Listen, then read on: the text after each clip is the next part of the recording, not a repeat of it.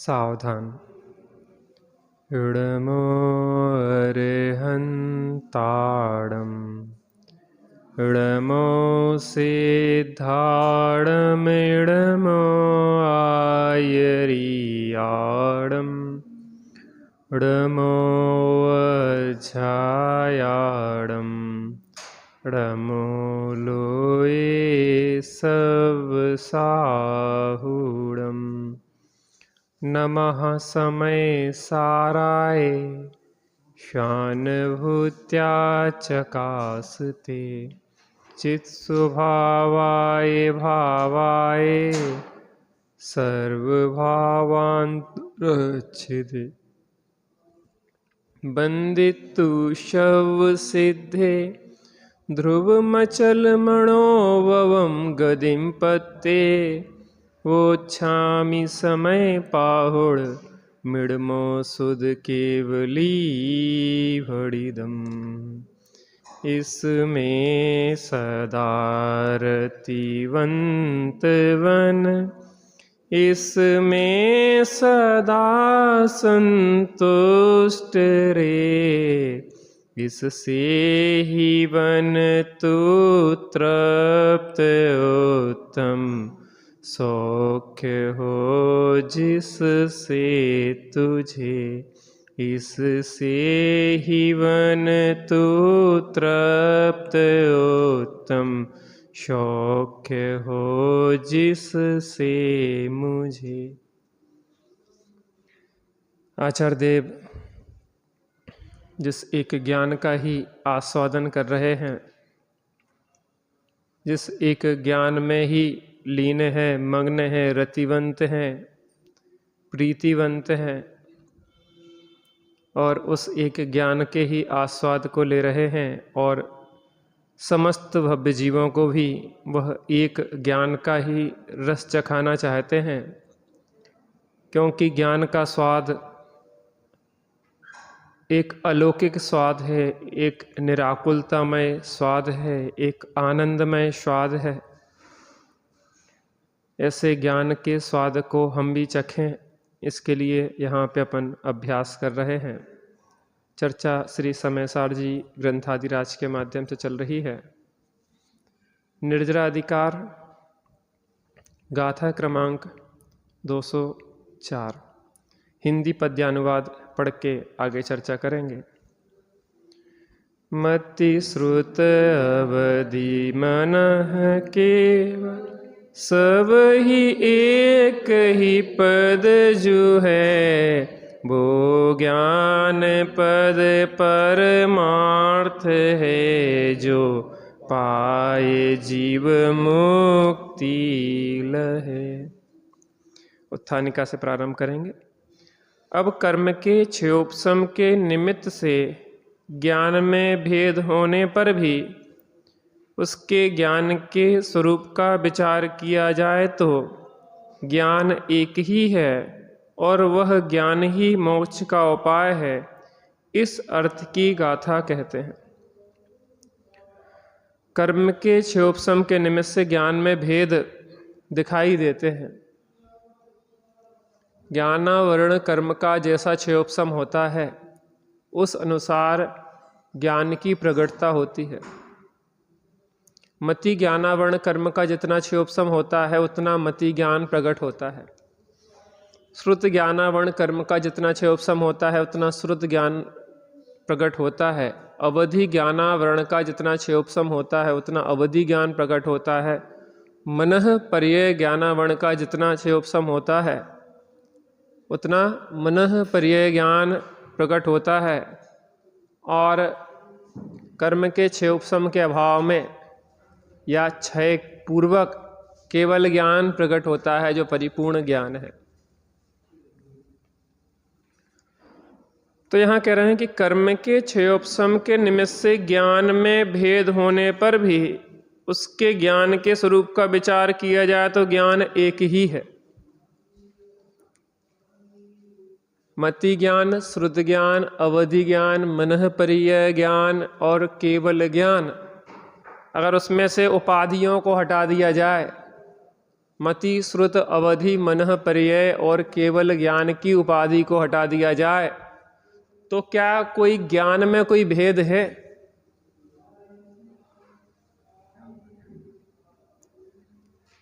तो यहां कह रहे हैं आचार्य देव कि तुम तो ज्ञान को देखो, तुम इन उपाधियों को क्या कर दो? गौण कर दो। गाथार्थ मति ज्ञान, श्रुति ज्ञान, अवधि ज्ञान, मनः पर्यय ज्ञान और केवल ज्ञान, यह एक ही पद है, क्योंकि ज्ञान के समस्त भेद क्या हैं? एक ज्ञान पद ही है। कौन? मति आदि जो भेद हैं वो यह एक ज्ञान पद ही है, क्योंकि ज्ञान के समस्त भेद क्या हैं? ज्ञान के समस्त भेद क्या हैं? ज्ञान ही है, अन्य नहीं है। वह यह परमार्थ है। शुद्ध नय का विषयभूत ज्ञान सामान्य ही यह परमार्थ है, वास्तव में यही सत्य स्वरूप है। बाकी जो बातें होती हैं वे उपचार या व्यवहार की होती हैं। पारमार्थिक बात तो यही है कि ज्ञान के समस्त भेद क्या हैं? ज्ञान ही है। मीठे के समस्त भेद क्या हैं? मिठास ही है। नमकीन के समस्त भेद क्या हैं? एक नमक ही है। स्वर्ण के समस्त भेद क्या हैं? एक स्वर्ण ही है। जिसे प्राप्त करके आत्मा निर्माण को प्राप्त होता है। किसे प्राप्त करके आत्मा निर्माण को प्राप्त होता है? उस एक ज्ञान सामान्य को प्राप्त करके आत्मा निर्वाण को प्राप्त होता है।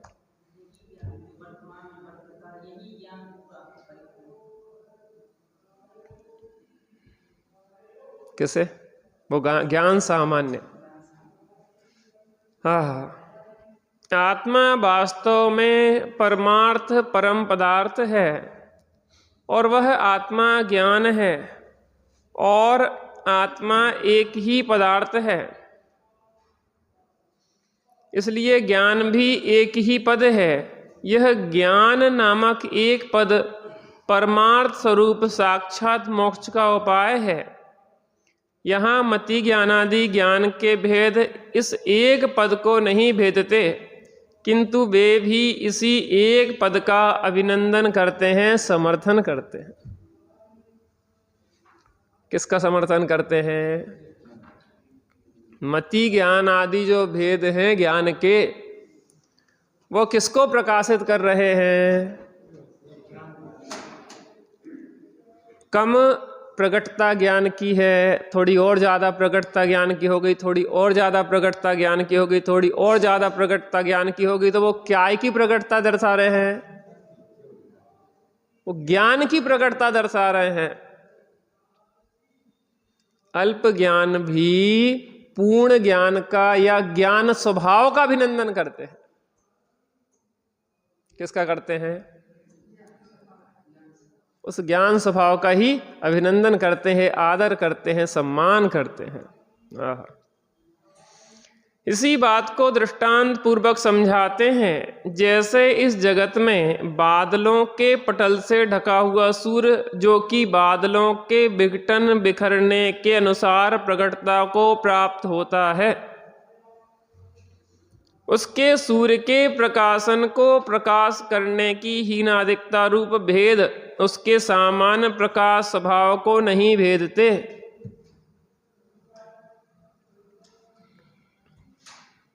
कल चर्चा की थी कि बादल हैं और सूर्य उदय हो चुका है, लेकिन अभी प्रकाश कम हो रहा है।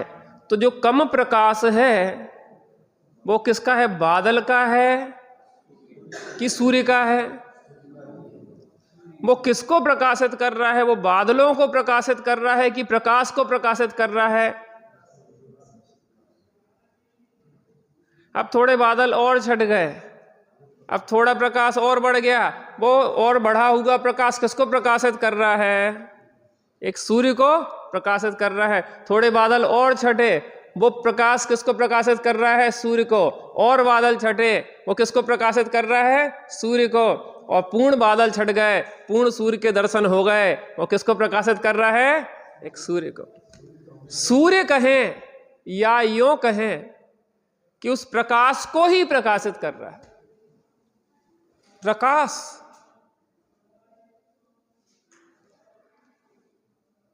ऐसे ही ज्ञान के समस्त भेद एक किसको प्रकाशित कर रहे हैं? एक ज्ञान स्वभाव को ही प्रकाशित कर रहे हैं। इसी प्रकार कर्म पटल के उदय से ढका हुआ आत्मा, जो कि कर्म के विघटन अर्थात क्षयोपशम के अनुसार प्रकटता को प्राप्त होता है, उसके ज्ञान के हीनादिकता रूप भेद उसके सामान्य ज्ञान स्वभाव को नहीं भेदते, प्रत्युत उल्टे अभिनंदन करते हैं। ज्ञान का अभिनंदन समारोह चल रहा है। किसका चल रहा है? ज्ञान का चल रहा है कि हमारा चल रहा है? है? हमारे ज्ञान का कि हमारा? है? दीवाल की कलई है, कलई की कलई है कि कलई है?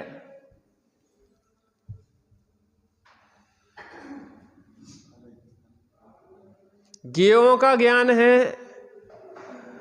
कि ज्ञान का ज्ञान है कि ज्ञान है? ज्ञान का ज्ञान जे भी भेद। ज्ञान में एक ज्ञायक भाव हूं। वो जितने ज्ञान के भेद हैं वो एक ज्ञान का ही अभिनंदन करते हैं, ज्ञेयों का अभिनंदन नहीं करते हैं।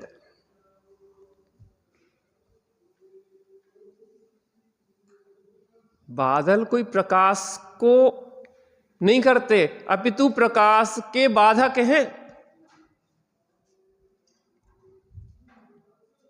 कर्म की दया चाहिए हमें। भगवान कर्म को थोड़ा सा दया हो जाए तो हमारा ज्ञान बढ़ जाए। कर्म की दया से ज्ञान होगा कि कर्म तो हमारे शत्रु हैं। कैसे हैं? कि एक राजा, संतान छोटी थी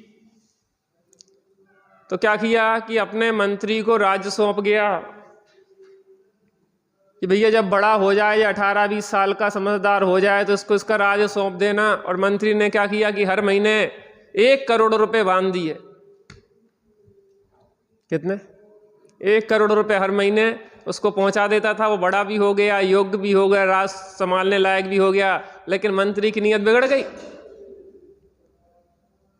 और 1 करोड़ रुपए हर महीने की पहली तारीख को पहुंचा देता था। बड़ा प्रसन्न वो वाला कि बड़ा मंत्री जी आपकी तो बहुत दया है, महाराज आपकी बहुत दया है, हम क्या बताएं, हमारी हर महीने 1 करोड़ रुपए आप पहुंचा देते हैं। बड़ा उनके प्रति अहोभाव से भरा हुआ था। लेकिन किसी बुजुर्ग मंत्री ने बताया कि मूर्ख,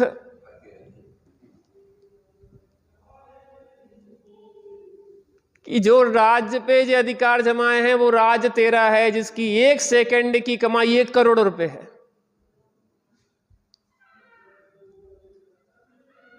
और तू 1 महीना में 1 करोड़ लेके बड़ा प्रसन्न हो रहा है। जब जैसे ही उसको समझ में आया कि अरे ये तो मेरा राज्य है, और उसने उस मंत्री को हटाया, राजा को जो मंत्री बन बैठा था, और अपने राज्य पे स्वराज्य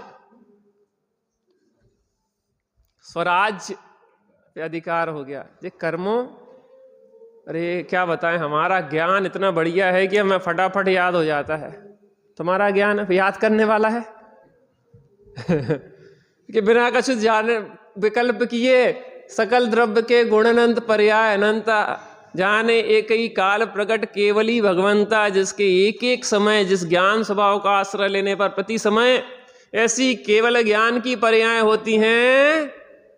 एक समय की पर्याय में तीनों लोक लोकालोक समस्त अपने गुण पर्यायों सहित झलक जाएं, ऐसा है ज्ञान स्वभाव का चमत्कार। और तूने थोड़ा सा आवरण हट गो तो हम सोचत कि हम कितने होशियार हैं, हमें तो बड़ी जल्दी याद हो जाता है। अरे कर्मों की दया के अधीन नहीं रहो, कर्मों को अपना राज ना सौंप दो। आचार्य देव यही कह रहे हैं कि तुम इन तरफ इन्हें ना देखो, कर्मों की तरफ से। ज्ञानावरण कर्म का इतना क्षयोपशम हो गया, इतना क्षयोपशम हो गया, इतना क्षयोपशम हो गया, इतना क्षयोपशम हो गया। अरे वो उस ज्ञान स्वभाव को देखो, क्योंकि ये ज्ञान की जो प्रकटताएं हैं उसे ज्ञान स्वभाव का ही क्या करते हैं, क्या करते हैं, अभिनंदन करते हैं। क्या करते हैं, अभिनंदन करते हैं।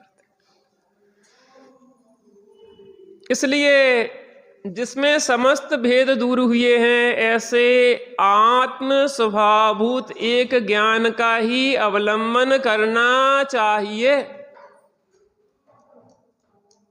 क्या कह रहे हैं, क्या कह रहे हैं?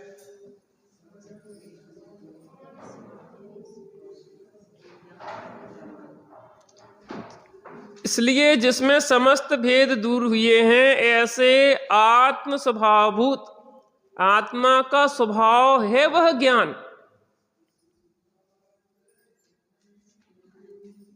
एक ज्ञान का ही अवलंबन करना चाहिए। अर्थात ज्ञान के जो भेद हैं उन भेदों पे दृष्टि ना करके एक ज्ञान सामान्य का लक्ष्य करना चाहिए। देखो, आत्मानुभव की यही कला है। 15वीं गाथा की टीका में जो अमृतचंद स्वामी ने कहा कि विशेषों का तिरोभाव और सामान्य के आविर्भाव पूर्वक आत्मानुभूति प्राप्त की जा सकती है। किसको? विशेषों के तिरोभाव और सामान्य के आविर्भाव पूर्वक आत्मानुभूति की जा सकती है। कैसे की जा सकती है? कि जो आपको जो भेद दिखाई दे रहे हैं ना, लाल, नीला, मल्टी कलर, ये सब, इनको आप गौण करो, इन भेदों को गौण करो और एक प्रकाश सामान्य को पकड़ो। इसके बीच क्या पकड़ो? जो घट रही बढ़ रही है उसको ना पकड़ो, जो लाल नीली पीली है उसको ना पकड़ो, उसमें काय को पकड़ो? एक प्रकाश को पकड़ो। ऐसी घटते बढ़ते हुए को ना पकड़ो। अब 3 चीजें, जो नौकर्म है, वर्णादि मान जो शरीर आदि है, उन शरीर आदि की तो सत्ता अत्यंत भिन्न है। जो कर्म आदि हैं, द्रव्य कर्म, उनकी सत्ता तो अत्यंत भिन्न है। वो तो प्रत्यक्ष भिन्न दिखाई देते हैं, उनसे तो भेद विज्ञान करना ही है प्रथम स्थिति में। लेकिन जो अपने में उत्पन्न होने वाले जो रागादि भाव हैं, उन रागादि भावों से भी भेद विज्ञान करो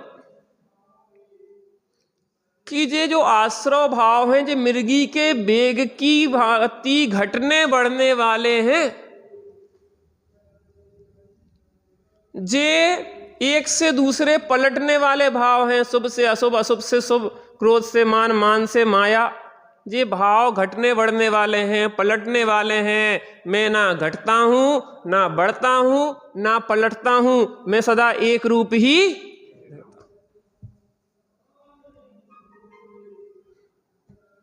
ये कर्म के निमित्त से होने वाले औपाधिक भाव हैं, कर्म की उपाधि से होने वाले मोह राग द्वेष भाव हैं, जे मेरे स्वाभाविक भाव नहीं हैं, मेरे ज्ञान स्वभाव के घातक भाव हैं। बद्ध घातक संबंध है, संबंध तो है लेकिन बद्ध घातक संबंध है। जैसे पीपल के पेड़ में होने वाली लाख जो है, वो पीपल के पेड़ में ही उत्पन्न होती है, लेकिन पीपल के पेड़ को ही खोखला करती है।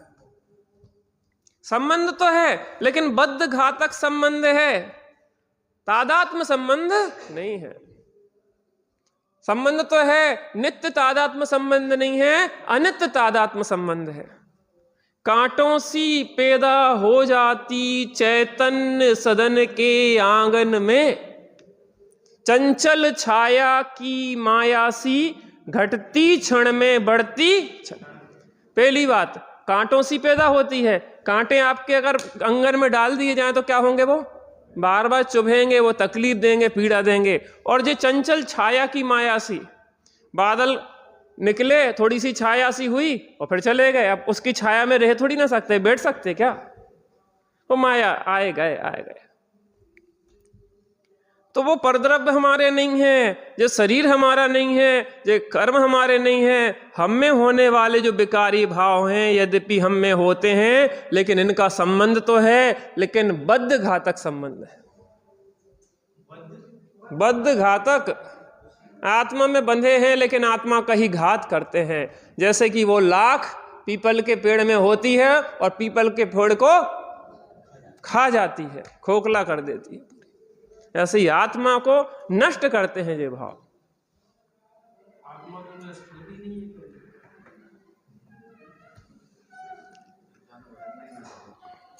है। कौन बताएगा आत्मा नष्ट होती कि नहीं होती?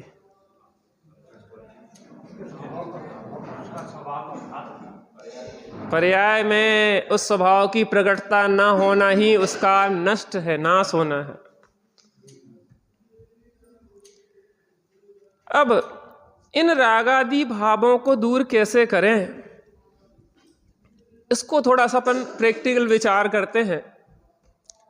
देखो, 7 तत्व में अगर अपन एक सामान्य दृष्टि से देखें तो सब ज्ञेय है, क्योंकि बिन जाने ते दोष गुणन को कैसे तजिए गहिए। आप इसको दूसरे एंगल से देखें। अभी तो अपन आश्रव को हे रूप में लेते हैं, आप ज्ञेय रूप में देखें, थोड़ा सा एक प्रैक्टिकल करें। हमारे अंदर कसाय का भाव उत्पन्न हुआ, कर्म के निमित्त से, पर लक्ष्य से हमारी परिणति में जो कसाय का भाव उत्पन्न हुआ, थोड़ी देर के लिए उसको ज्ञेय के रूप में देखने का प्रयास करें। देखो, आत्मा ज्ञायक है और बाहर की जो चीजें हैं झलक रही हैं वो ज्ञेय हैं। तो क्रोध भी तो किसी अपेक्षा झलक ही रहा है ना। अगर ज्ञान और क्रोध भिन्न नहीं होता तो आप कैसे जानते कि मुझे क्रोध आ रहा है, दूर हट जाओ? क्या कहा? आपको महसूस होता ना कि दूर हट जाओ, मुझे क्या आ रहा है, मेरी आंखों के सामने से हट जाओ, क्योंकि मुझे क्या आ रहा है, मुझे क्या आ रहा है, क्रोध आ रहा है। तो वो आते हुआ क्रोध जो आ रहा है, तो जानने वाला जान रहा है कि क्रोध आ रहा है। इसका मतलब यह हुआ कि जानने वाला अलग था और क्रोध अलग था। अब मुझे बहुत क्रोध आ गया है। अब वो क्रोध आ गया है तो जानने वाले ने जाना कि वो अभी आ रहा था, अब वो मेहमान आ गया है। अब बोलो क्या बोल रहा है? अब मेरा क्रोध जा रहा है। अब बोलो क्या बोल रहे थे? तो आ रहा है, आ गया है, चला गया है। जो 3 चीजों को जानने वाला, जब आ रहा था तब था कि नहीं था, जब आ गया था तब था कि नहीं था, अब चला गया तब है कि नहीं है। तो वो जो ज्ञान में ज्ञान ने जाना कि क्रोध आया गया, तो वो ज्ञान आया गया कि नहीं गया?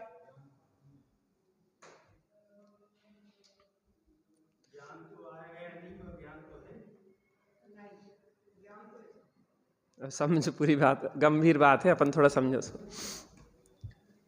अब देखना, पता हम क्या करते, हम गुस्सा एक क्षण के लिए कर दिया, मान लो किसी पे बरस गए, अपने काम वाली थी, काम वाला था, कोई था, और कोई एकदम से आया, बरस गए, हो गया, आई गई बात गई।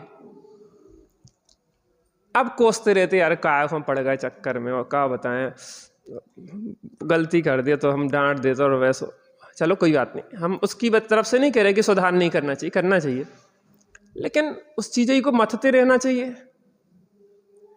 आ गया, मनुष्य एक सामाजिक प्राणी है, व्यवस्थाएं हैं, थोड़ी बहुत गुस्सा आ जाती है, काहे को कोस रहे, आ गया ना, आ जाने दो, उसमें भी समय खराब नहीं करो। आ गया, उसको तो कुछ जो हो गया तो उसको हो गया ना, अब क्या कर सकते हैं? एक्सीडेंट हो गया, मान लो हो गया, तो ये क्यों हो गया, ऐसा हो गया, वैसा हो गया, जी सब छोड़ दो, वो तो पर्याय गई, पर्याय गई, थोड़ा बौद्धमती बन जाओ थोड़ी देर के लिए। मति माने उस दृष्टि से देखो, अब कोसना बंद कर दो, कोई बात नहीं। आते हुए क्रोध को भी मैंने जाना ही तो है, आते हुए क्रोध को, जाते हुए क्रोध को मैंने जाना ही तो है। कर्म का उदय आया, मैं अपनी कमजोरी बस जुड़ भी गया, आगे के लिए नहीं जुड़ूंगा। अब काहे को कोस रहा है? हम जिंदगी भर अपने को माफ नहीं कर पाते भाई साहब, दूसरे की तो छोड़ो, हम अपने को जिंदगी भर माफ नहीं कर पाते। अपने जिंदगी भर उसी के लिए हम क्या बताएं, हमने तो ऐसा कर दो, हमने, अरे कर दो वो, चलो अब जीवन को बदल दो। अरे वो क्रोध उत्पन्न क्यों हुआ? क्योंकि क्रोध परलक्ष्य किया तो क्रोध उत्पन्न हुआ, स्वलक्ष्य नहीं किया इसलिए क्रोध उत्पन्न हुआ। अब परलक्ष्य नहीं करो, स्वलक्ष्य कर लो, गलती को सुधार लो, कोसने से क्या होगा? फिर नहीं जाती, उसको बार बार रिवीजन करते रहते हैं, बार बार उसको घोंकते रहते हैं। वो बात, आदमी आत्महत्या क्यों कर लेता है? कोई बात को इतना दिल पे ले लेता है, वो इतना ले लेता है कि उसको 24 घंटे सोते जागते करते हर काम में वही चीज अंदर में गिल्टी फील करता रहता है अपने आप को।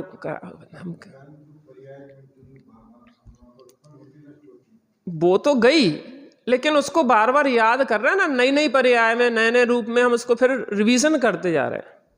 घाव हो गया तो उसको कुरेद रहे बार बार हम, कब तक भरेगा? हाँ, तो वो पर्याय तो एक बार एक समय की होती है, लेकिन वो नई नई पर्याय हो रही है ना, बार बार पर लक्ष्य कर रहे हैं, बार बार पर। देखो, क्रोध को दूर करने का आपको थोड़ा अटपटा लगेगा, मैं बहुत प्रैक्टिकल बात कर रहा हूं इसमें, आप समझो इस बात को।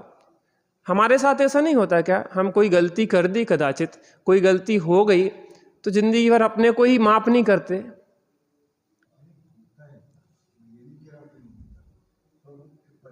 आप पर्याय को छोड़ दो, हम जो कह रहे हो को समझो। हम बता रहे वो, एक मिनट, अभी हम जिस एंगल से बता रहे हैं वो, क्या आप बीच में बोलोगे तो वो विषय जिस एंगल से बता रहे हैं वो डिस्टर्ब होगा। फिर हम बताते हैं आपको पर्याय कैसी होगी।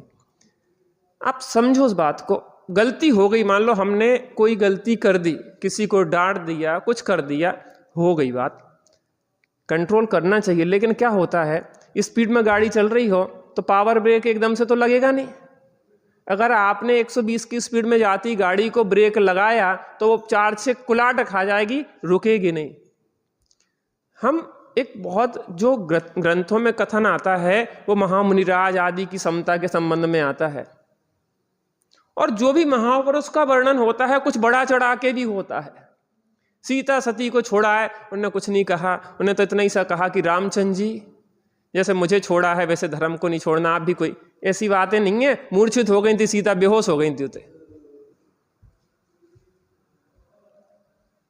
मैं इसलिए बता रहा हूं कि हम उन्हें इतना ऊंचा चढ़ा देते कि हम जो सोचते कि हम तो छू ही नहीं पाएंगे उन्हें,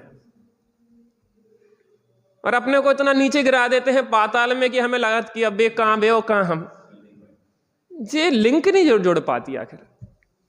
कुछ नहीं, हम जैसे ही थे वो, हम में ही से सम्यक दृष्टि बैठे हैं, और सम्यक दृष्टियों का कोई सींग नहीं निकले आते कि उन्हें गुस्सा ना आती हुए, कि वे व्यापार ना करते हो, कि घर में थोड़ी चिकर कुछ ना हो जाती हो। पता आपको कई सम्यक दृष्टि थी? 2 सम्यक दृष्टि की चर्चा आती है 4 रानियों में, एक केकई और एक कौन? राजा दशरथ।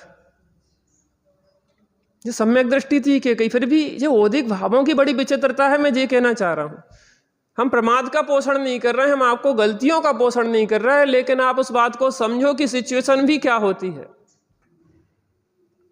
गुस्सा आ गया, आगे के लिए सुधार कर सकते हैं, उसको लेके बैठने से कोई सार नहीं है।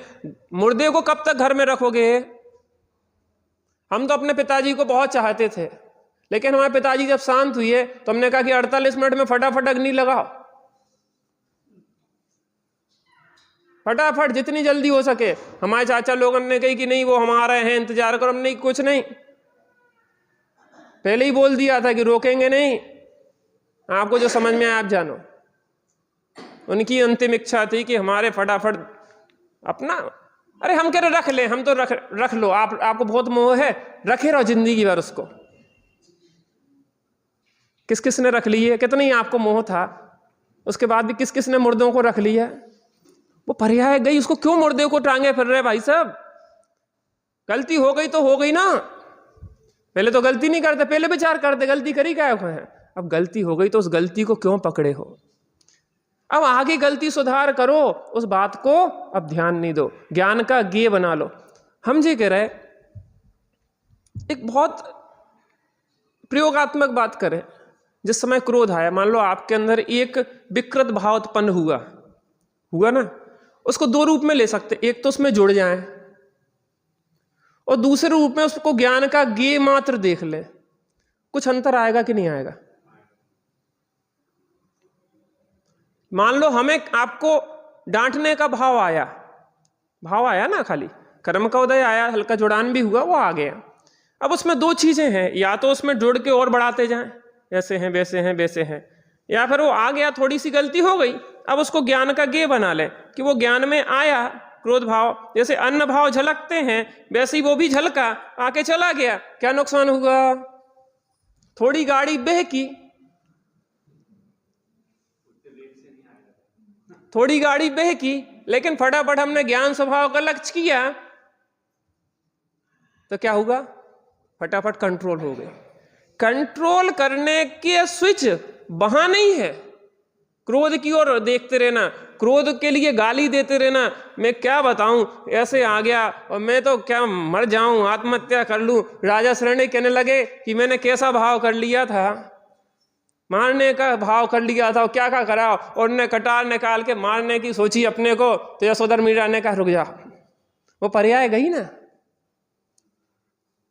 वो पर्याय गई, वो गई पर्याय, कुछ नहीं, आ गया आके चला गया। जानो देखो और जाने दो। आपको कुछ समझ में, मैं जिस दृष्टिकोण से कह रहा हूं वो कुछ समझ में आ रहा कि नहीं आ रहा?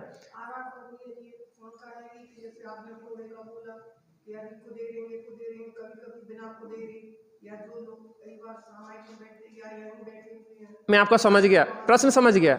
अब मैं आपको बता दे रहा, कभी कभी ऑटोमेटिक आ जाता भाव, ऑटोमेटिक नहीं ला रहे, आप नहीं खरीद रहे, आया ना, ज्ञान का गेय बनाओ, आया, जानो देखो और जाने दो। अब क्या करते, हमारी गलती कहां होती पता है आपको? हम उसको हटाना चाहते, क्यों आ गया, ऐसा नहीं आना चाहिए था, ये क्यों आ गया, और वो तो चला ही गया, क्योंकि पर्याय तो एक समय की है, वो कहां टिका। अब तुम उसको जबरदस्ती दिमाग में उसको कुरेद रहे हो, क्योंकि एक समय की पर्याय है, तुम्हें वो पकड़ में असंख्यात जो समय निकल जाते तब पकड़ में आती है। अब मैं छल ग्रहण नहीं करना, मैं क्षमा चाहूंगा, मैं किसी को स्वच्छंद नहीं बनाना चाह रहा इस विषय में। मैं ये कहना चाह रहा हूं कि वास्तविकता है क्या, हम करते क्या हैं, हम परेशान किस कारण से हैं। हमें किसी से कोई बात हो गई तो दोबारा देखा तो हमने वही वाली रिवीजन कर ली, अरे यार जिनसे यार हमने वैसा बोल दिया था, अरे कोई बात नहीं, आपने क्षमा भी तो मांग ली थी, बात खत्म हो गई, अब क्यों जबरदस्ती इसको घोक रहे हो?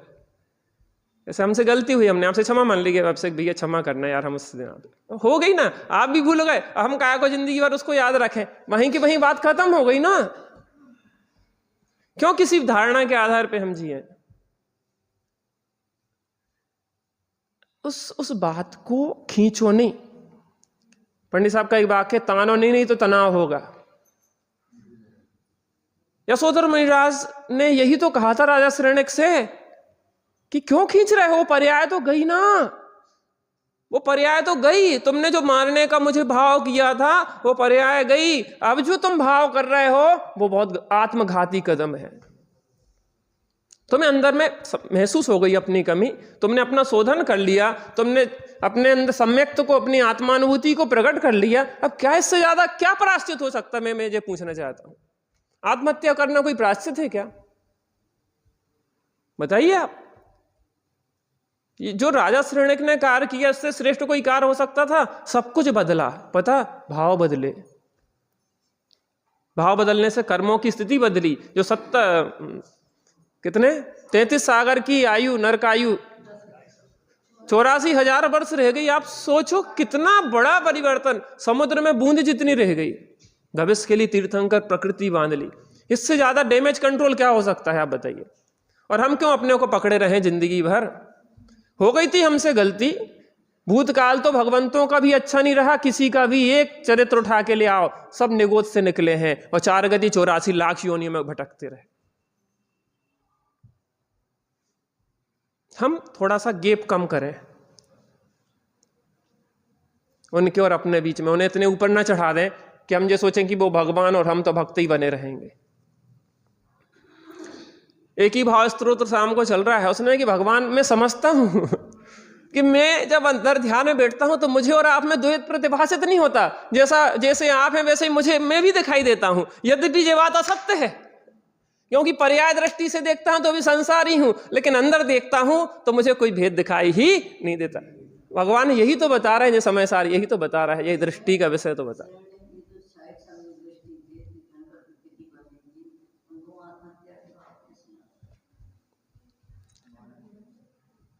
आत्महत्या का जो भाव हुआ वो एक क्षणिक आवेग था। उसका कारण देखो क्या होता है इसमें, मति अनुसार गति होती है, फिर गति अनुसार मति हो जाती है। बात समझ में आ रही कि नहीं आ रही? जैसे हमने भाव बिगाड़े तो गति बिगड़ी, और गति बिगड़ी तो मति बिगड़ेगी, क्योंकि जिस गति में जाना है उस जाति के भाव भी चलने लग जाते हैं, तो वो उस गति के अनुसार वो एक परिणाम उनका क्षणिक हो गया। देखो कई चीजें ऐसी होती हैं, नहीं अंत समय की कह रही हैं आप, तो मैं समझ रहा आपका बात, आप समझो। एक सामान्य कथन होता है, एक विशेष कथन होता है। तो तीर्थंकर प्रकृति नित्य बंधनी प्रकृति है, नित्य बंधती है, लेकिन एक समय ऐसा भी होता है जब वो नरक में जाते हैं। कौन? छायोपसमिक सम्यक दृष्टि, तो एक अंतर मुहूर्त के लिए क्या होता है, वो बंधना रुक जाती, क्योंकि मिथ्यात्व सहित गए अगर तो वो कुछ अपवाद बातें होती हैं, तो वो गति बन गई थी, तो अंत समय में वैसे भाव उस क्षण के हो गए। बात जी हो रही है कि हमें कैसे ज्ञान स्वभाव का लक्ष्य करें। हर क्षण ज्ञान के जो विशेष हैं उनमें ज्ञान सामान्य को ऊर्ध्व करने की कला सीखें। ज्ञान में वो राग बना है, जो राग उत्पन्न हुआ है परिणति में, वो भी एक ज्ञान का ज्ञेय है, और ज्ञेय रूप में अगर देखेंगे, इष्ट अनिष्ट की कल्पना उसमें भी नहीं करेंगे, तो नया जुड़ान नहीं होगा और नया कर्म बंद नहीं होगा और आगे के लिए दुख भी नहीं होगा। एंगल समझ में आ रहा? थोड़ा सा प्रयोग करेंगे तो आपको बहुत अच्छा लगेगा।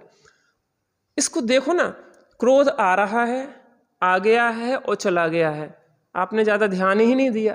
कितनी सारी चीजें होती हैं, क्यों? वो बहन जी निकली क्या, हमारा उपयोग कहीं और था, उपयोग कहीं और था, तो आपको पता नहीं पड़ा ना।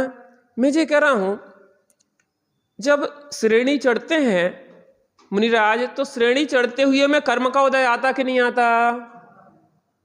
कर्म का उदय आता भी है। जो कसाय चल हैं अभी उनकी शेष, उस संबंधी कर्म बंद होता कि नहीं होता? जितनी कसाय शेष हैं अबुद्धि पूर्वक की जो चल रही हैं, उस संबंधी कर्म बंद हो रहा कि नहीं हो रहा? हो रहा है। कर्म का उदय भी आ रहा है, कर्म का बंद भी हो रहा है, लेकिन उपयोग अंदर में है तो महसूस नहीं हो रहा है। अंतर समझ में आ रहा कि नहीं आ रहा? थोड़ा सा प्रयोग करेंगे जब हम इस एंगल से, कोसना बंद कर दें।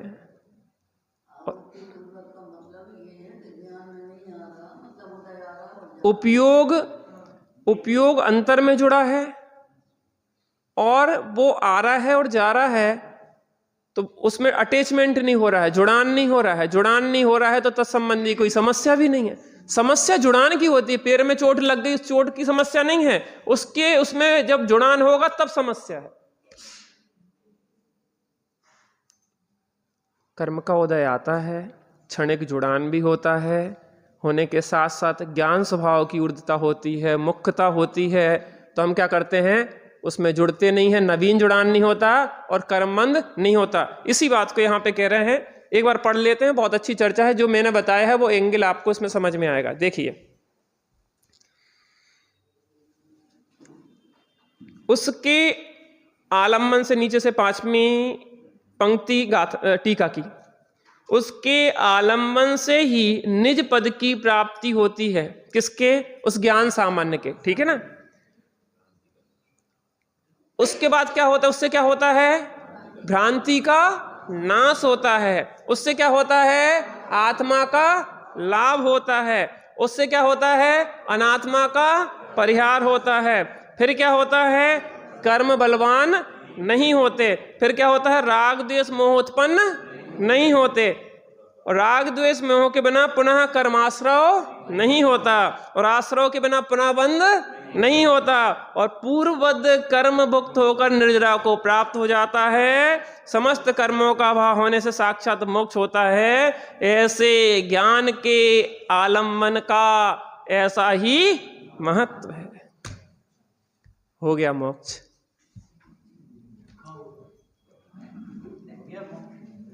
भाई साहब, दृष्टि हुई आप सम ही प्रभु जब, परिणति भी होगी तुम्हारे ही समतब। नहीं मुझको चिंता में निर्दोष गायक। जब दृष्टि बन गई है तो सृष्टि भी अवश्य बदलेगी। बैठते हैं थोड़ी देर के लिए।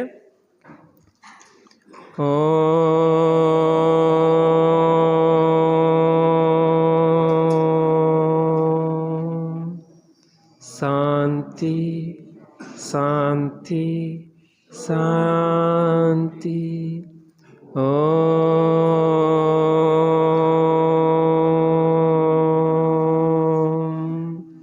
शांति शांति शांति।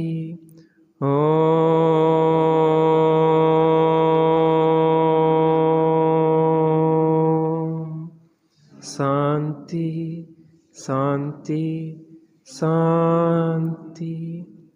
आत्मा ज्ञाता है। हमारी आत्मा में उत्पन्न होने वाले मोह राग द्वेष भाव भी उस ज्ञान में झलकते ही हैं, प्रवेश नहीं करते। हमारी परिणति में उत्पन्न होने वाले मोह राग द्वेष के अभाव का यही उपाय है कि हम मात्र उनको भी ज्ञेय बनाएं, कि जो ज्ञान में झलकने वाले मोह राग द्वेष के भाव हैं, मैं उनका भी मात्र ज्ञाता हूँ, और मैं मात्र ज्ञाता ही हूँ। जहाँ ज्ञान की ऊर्ध्वता होती है, मुख्यता होती है, उस पर दृष्टि जाती है, तो जो मोह राग द्वेष उत्पन्न हो रहे थे वह स्वतः ही उत्पन्न होना रुक जाते हैं, क्योंकि यह परलक्ष्य से होते हैं। और जैसे ही ज्ञान स्वभाव पर दृष्टि जाती है और मोह राग द्वेष का उत्पन्न होना बंद हो जाता है। यहाँ यही कह रहे हैं कि एक ज्ञान का अभिनंदन करो। उस ज्ञान के अभिनंदन से ही समस्त संसार का भाव होके मोक्ष की प्राप्ति होती है। हम अपने को ज्ञाता देखने का प्रयास करते हैं। थोड़ी देर बिल्कुल शांत होकर अपने को ज्ञायक देखें।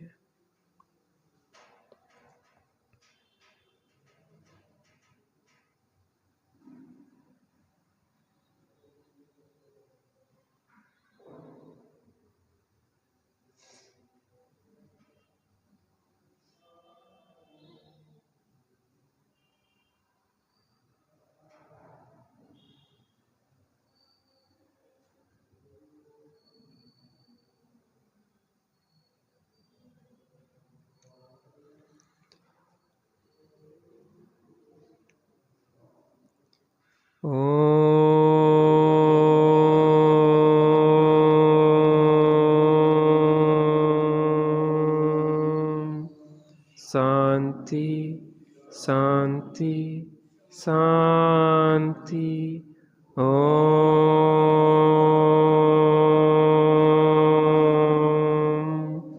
शांति शांति शांति।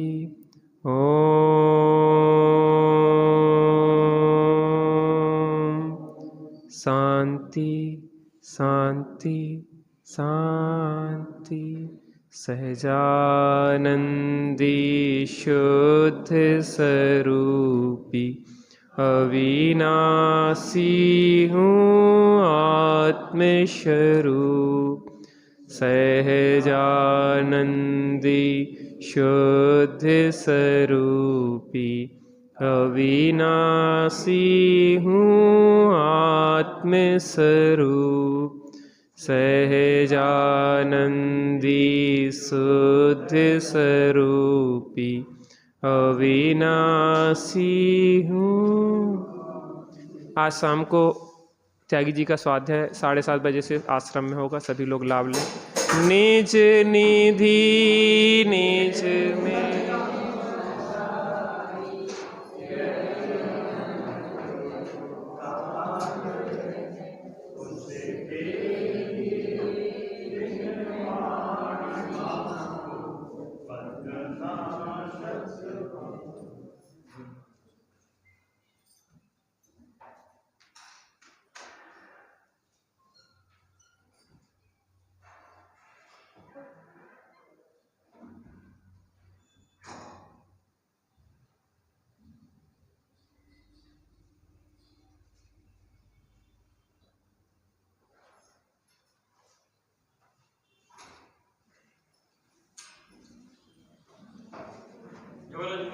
माता की जब लोग बचपन में भगवान की